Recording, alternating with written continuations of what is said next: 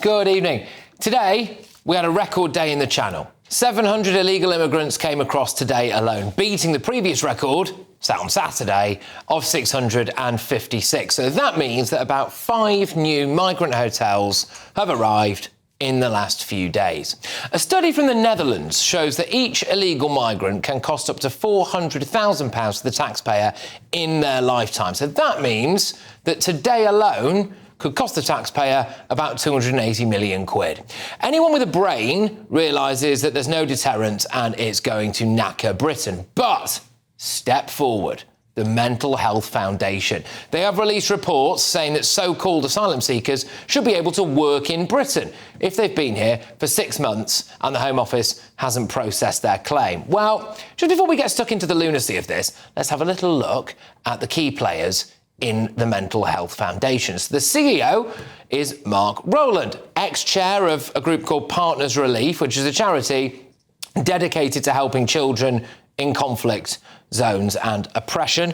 And his Twitter feed has been pumping out stuff about how refugees were mentally affected by the summer disorder. Then there's the COO, Adrian Lance. He previously worked for the EU, that famous open borders disaster zone, and Save the Children. So he's also a treasurer of a group called Global Justice Now. This is all according to their profiles online, by the way.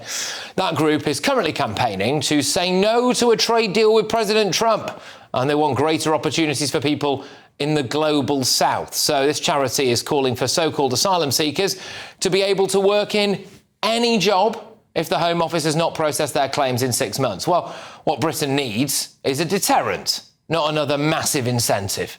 Any asylum seeker will be able to string out their stay in Britain for at least 6 months. They can repeatedly appeal, they can pretend to be gay, they can pretend to convert to Christianity, like acid attacker Abdul Azidi, who miraculously had a Muslim funeral. They can pretend to join a foreign terror group, like the Nigerian lady who had her claim rejected 7 times. Successful on the 8th, though. Hey, if at first you don't succeed.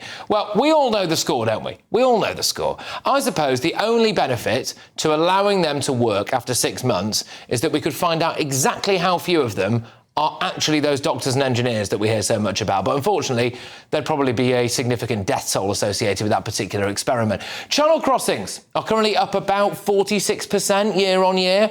That's because illegal immigrants know that our current Home Secretary is this lady, #refugees welcome, lovely stuff. They know that our Prime Minister is basically an over-promoted human rights lawyer. They know that in Britain, right now, they get free housing, free food, free phones, free healthcare, free education, free driving lessons in parts of Oxfordshire.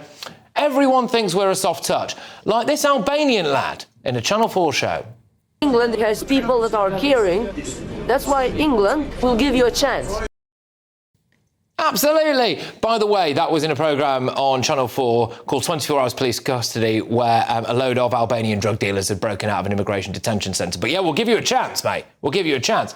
If Labour decides to act on this idea and allow so-called asylum seekers to work in Britain after 6 months, they'll all start having families here, they'll get roots here, and then they'll never leave. And I think it will be the end of Britain as we know it. Us blokes hate talking about a little thinning up top, and many of us settle with that balding look, but that wasn't for me, and that's why I went to Elite Hair, the world's leading hair loss clinic, and now I've had over 4,000 new hairs added to this barnet, and very soon I'm going to be rocking some brand new flowing locks, and you can too. So how does it work? Step 1, I sent the team a set of photos of my head. Step 2, I then spoke to one of the Elite Hair staff who looked through my photo submissions and worked out a treatment plan for me. Step 3, Elite Hair then organised accommodation and the treatment. I was at their state-of-the-art treatment centre in Istanbul, and their incredibly kind staff took me through the process, and before I knew it, I was in surgery. Elite Hair and their leading medical experts have specialised in pain-free treatments using the sleep deep method, and they really mean that. I felt incredibly relaxed the whole time, and I haven't felt any pain since. Check out Elite Hair using the link in the description. When you do, Elite Hair will provide you with a free personalised hair analysis. Then you'll join over 100,000 happy patients. Hit that link and start your hair growth journey like I did today.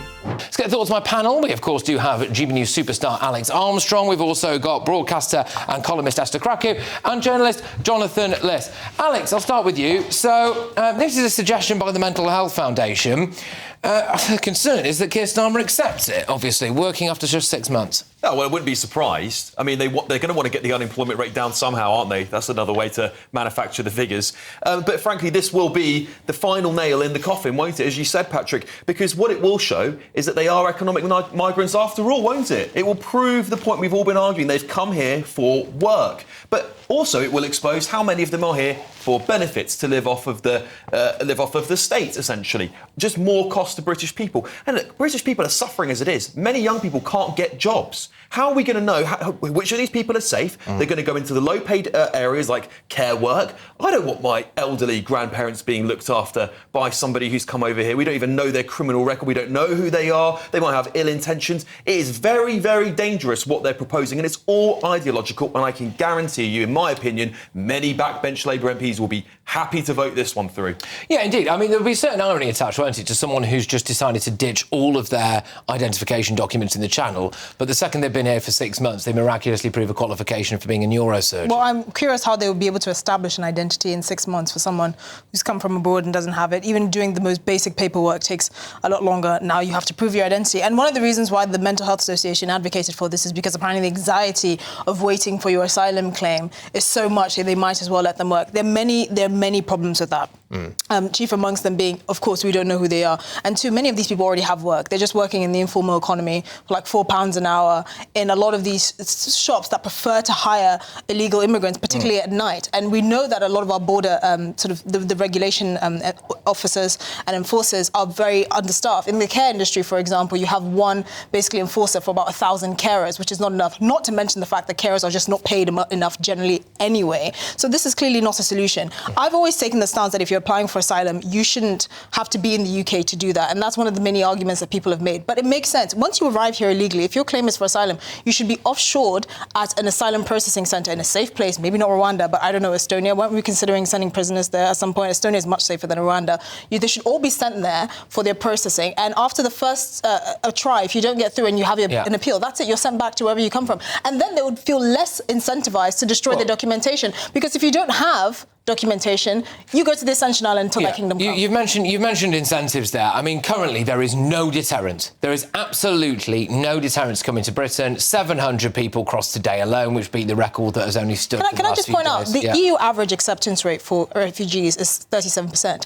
Ours is 77% on second appeal. Of course it is. So I mean, there's clearly, at least statistically, Britain is a lot friendlier to people with these sorts of claims than everywhere else. And if they commit a crime, let's face it, they're staying here as well. So I suppose that the point there, Jonathan, will be if they know as well that if you can cling on for 6 months, which, let's be honest, anyone can in Britain, for 6 months, then you can work, then that is another massive incentive.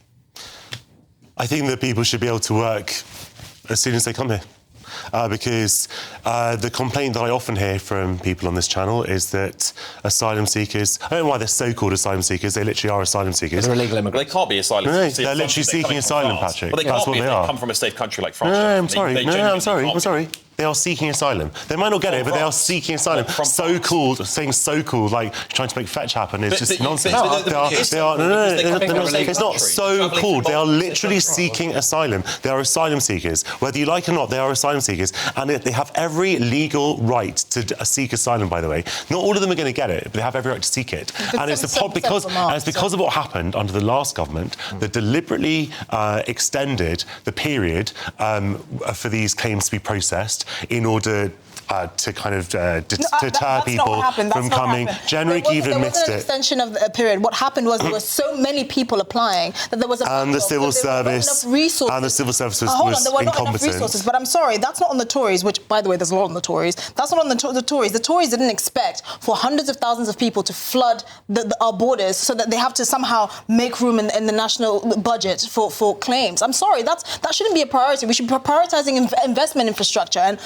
the NHS and things like that. We shouldn't be prioritising whether someone from Sudan fancies applying for asylum. Well, can I finish making the point I was making? But that you were wrong there. That's misleading the public. It's not because the Tories decided to cut under New Labour, there was a very, very efficient processing system where there wasn't a massive backlog, and there was a massive backlog that got worse and worse under the Conservatives. Of course, the numbers are getting higher, but they admitted they were deliberately kicking the can down the road by keeping people people. And the thing is that we hear so much about how these people are a drain on resources, etc. So if you actually say, fine, work, pay your own way, pay into the system, contribute How much taxes. do you think these people on average I'm not saying that all of them will be able to do that. But give them the chance to work. It's not about giving them a chance to work. Do you know how much money you have to make in this country to be a net contributor in terms of taxes? I.e., you take less from the state than more. £62,000. The average Brit How can makes that be about true? 30. No, because it's economic. People don't. Not everyone works and gets NHS services, for example. You can look Young people don't get NHS services. UK, you can look at the average earnings of every person in this country. It's about £30,000. The average British person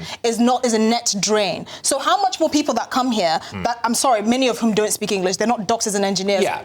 I'm sorry. Some of them to are. break it. Oh, really? So they'll be earning £62,000. That's why they have to. No, but some of them are special trained. kind of idiot to look at the people that are coming across on the boats, boatloads of Afghan men. I think they're astronauts. And think that that's a boatload of economic benefits to Britain. I mean, I'm sorry, it's absolutely. Well, I think that's incredibly myopic. But that's the truth. It's not even being horrible. The average Brit just true. is a net drain. So what are the chances? Well, that the Patrick, you can say a lot about me, but I'm not a special kind of idiot, Patrick. And I might have a different opinion from you. It doesn't make me an idiot. And what I'm saying is that people may also be economic migrants and asylum seekers. Both those things can be true. People want to flee oppression, and they also want to pay into the system and contribute. Just bring Alex into this, who's been sitting there patiently. But it's quite interesting that Labour said that they've released some footage of we're smashing the Turkish barber shops. OK, fine, whatever. You're going to have to do that on every single high street in Britain, by the way. And then they've also gone, we've deported loads of people. It turns out that most of them voluntarily self-deported.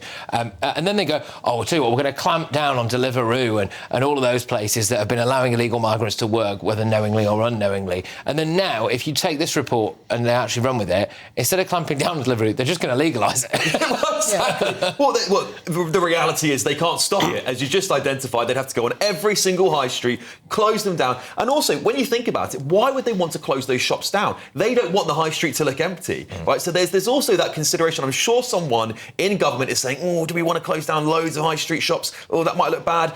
So there's all these things at play here. Labour, of course, are not going to want to have the migrants here and be an economic drain, but at the same time, it's massively within their ideological state to do so. They'll never leave, because any lawyer will be able to. I mean, you've already got lawyers that. So a group of lawyers are currently representing Hamas, by the way, but you've also got lawyers that are willing to take on clients who've been rejected 7 times. Then, in my view, why are they still here? Pretend to join a Nigerian terrorist organisation that is not prescribed over here, but is over there, so you can't go back home. If you're allowed to work here and you're allowed to, start a family or all of that stuff, then you're never going to leave, are you? So this is a step towards open borders, in my view. But I've got a couple of lengthy rights of replies to read here now. So the Home Office spokesperson said, while the well-being of those in the asylum system is important, we remain determined to continue cracking down on anyone working illegally in the UK. And we certainly have no intention of creating a fast-track process so that people who come to the UK outside the established work visa rules are simply allowed to ignore them. Then we went to the Mental Health Foundation, and they argue that giving asylum seekers the right to work would increase tax revenue for the government. The foundation's CEO, Mark Rowland, said giving asylum seekers the right to work is a no-brainer. Everyone, from asylum seekers to businesses to the government to the NHS to our communities, benefits when asylum seekers are given the ability to support themselves. The current system, which is both harmful and expensive, cannot continue as it is. Well, I'm absolutely certain that those comments will have got you screaming at your television screen